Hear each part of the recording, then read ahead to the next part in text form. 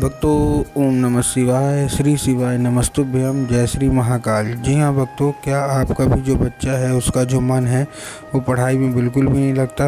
आप लोग बहुत ज़्यादा परेशान हैं उसकी पढ़ाई के लिए कि क्या हो गया ऐसे जिसके कारण आपका जो बच्चा है वो पढ़ता नहीं है। तो आपको परेशान होने की भी बिल्कुल भी आवश्यकता नहीं है।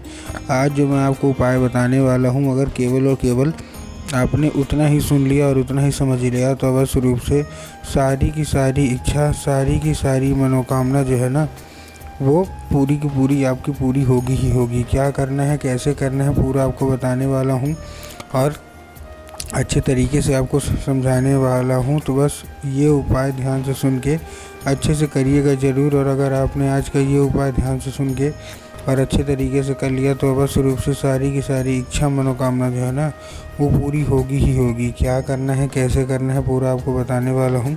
तो बस उपाय ध्यान से सुन के अच्छे से करिएगा ज़रूर। देखिए, आपको भी पता है कि पूज्य गुरुदेव की जो कथा होती है उसमें लाखों की भीड़ आती है। कैसे भीड़ आती है? लाखों की भीड़ आती है। और जब गुरुदेव की कथा में लाखों की भीड़ आती है तो वहाँ ज़्यादातर जो भक्त होते हैं वो क्या करते हैं, पत्र के द्वारा अपनी इच्छा और पत्र के द्वारा अपनी मनोकामना जो है वो गुरुदेव तक पहुँचाते हैं। तो अभी गुरुदेव की कथा चल रही थी, आज से 4 से 5 महीना पहले की बात है। गुरुदेव की क्या है, कथा चल रही थी और गुरुदेव की कथा में लाखों की भीड़ आई। अब जब गुरुदेव की कथा में लाखों की भीड़ आई तो वहाँ ज़्यादातर जो भक्त थे ना, उन्होंने क्या किया, पत्र के द्वारा अपनी इच्छा और पत्र के द्वारा अपनी जो मनोकामना थी ना, वो है तो गुरुदेव तक पहुँचाई। अब जब गुरुदेव के पास पत्र पहुँचा और गुरुदेव ने पत्र पढ़ा तो वहाँ गुरुदेव ने देखा कि ज़्यादातर जो भक्त हैं उनकी क्या है, केवल एक ही इच्छा और एक ही मनोकामना है, क्या कि गुरुदेव, हमारा जो बच्चा है उसका जो मन है वो पढ़ाई में बिल्कुल भी नहीं लगता। हम लोग बहुत ज़्यादा परेशान हैं उसकी पढ़ाई के लिए कि हमारा जो बच्चा है वो पढ़ाई करे, आगे बढ़े, लेकिन फिर भी हमारे बच्चे का जो मन है ना वो पढ़ाई की ओर बिल्कुल भी नहीं लगता। कृपया करके कोई उपाय बता दें ताकि हमारा जो बच्चा है वो अच्छे तरीके से पढ़े, अच्छे तरीके से आगे बढ़े। जब भी हम उसको पढ़ाने के लिए बैठाते हैं तो कहीं घूमने चला जाएगा, कहीं खेलने चला जाएगा। हमने उसके लिए क्या कुछ नहीं किया।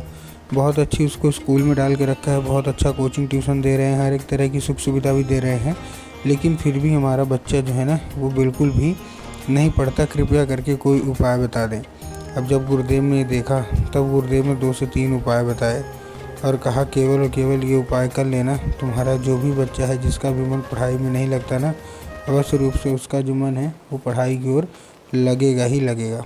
अब जब गुरुदेव ने उपाय बताया तो लोगों ने जा के इस उपाय को क्या किया, घर में करना शुरू कर दिया।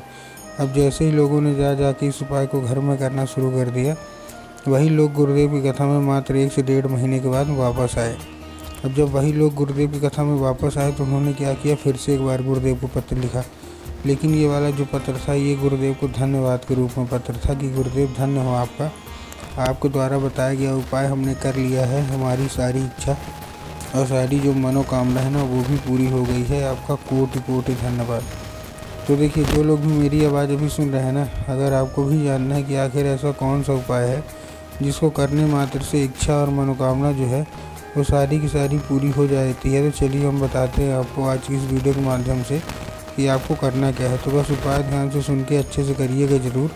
और अगर आपने आज का ये उपाय ध्यान से सुन के और अच्छे तरीके से कर लिया तो अवश्य रूप से इच्छा मनोकामना भी जो है ना वो पूरी होगी और आपका बच्चा भी अच्छे तरीके से पढ़ेगा। लेकिन उसके पहले चैनल पे अगर पहली बार आए हैं और अब आज मेरी पहली बार सुन रहे हैं तो वीडियो कर दें लाइक और चैनल को भी कर लें सब्सक्राइब, ताकि पूजनीय पंडित प्रदीप जी मिश्रा के रोज़ नए नए उपाय जो कि मैं उनकी कथा से सुनता हूँ, श्रवण करता हूँ, सबसे पहले मैं आपको प्राप्त करा सकूं। ठीक, तो देखिए, जो हमारा सबसे पहला उपाय है वो 3 काली मिर्च और 1 धतूरे का उपाय है। काहे का उपाय है? 3 काला मिर्च और 1 धतूरा। देखिए, काली मिर्च और काली तिल में ना बहुत सारे लोग कंफ्यूज होते हैं कि काली मिर्च लेना है कि काली तिल लेना है। तब गुरुदेव ने साफ साफ बताया है कि आपको क्या लेना है, आपको लेना है काली तिल। ठीक, तो आपको क्या लेना है, काली तिल 3 ले लेना है और 3 काली तिल के साथ 1 धतूरा लेना है और अपने बच्चे के हाथ में उसको दे के भेज देना है कहाँ, उसको सीधा सीधा शिव मंदिर। अब जैसे ही आपका बच्चा शिव मंदिर पहुँचेगा, शिव मंदिर पहुँचने के बाद उसको क्या बोलना है कि दक्षिण दिशा में खड़ा हो जाए और उत्तर की ओर अपना चेहरा कर ले।